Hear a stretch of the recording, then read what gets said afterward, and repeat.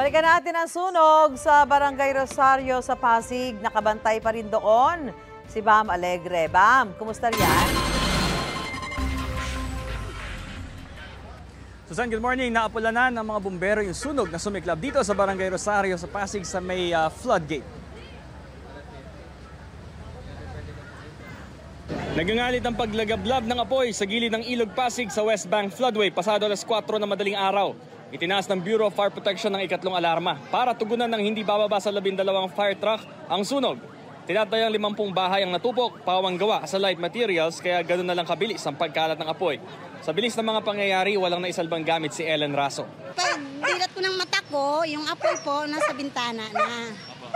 Ayun, hinagis ko yung isa kong malita ko yung damit at saka yan lang nabitbit ko. Cellphone ID, wala akong nakuha. Halos isang dekada na rin dito si Tirso Maravilla. Naubos lahat ng kanyang ari-arian, pati ang motorsiklong panghanap buhay niya. Ang bilis lang sir kasi itong paggising sa akin maya-maya ando na kaagad sa bahay namin. Buti nga nakalabas pa kaagad ako kasi paglabas ko tamang-tama doon na sa kwarto ko yung apoy.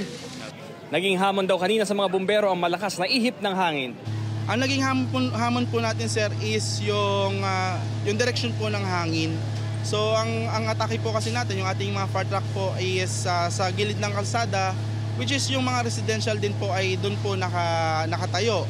So hindi po agad maka-atake yung ating mga bombero, gawa nga po yung direction ng hangin po ay papunta po sa kalsada kung saan dapat po ay doon nakapwesto yung ating mga fire truck po.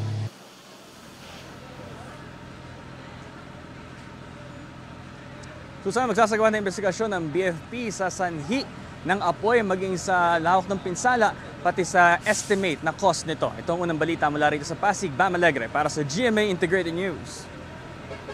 Mga kapuso, para una ka sa mga balita, mag-subscribe sa GMA Integrated News sa YouTube. Sa mga kapuso abroad, subaybayan niyo po kami sa GMA Pinoy TV at sa www.gmanews.tv.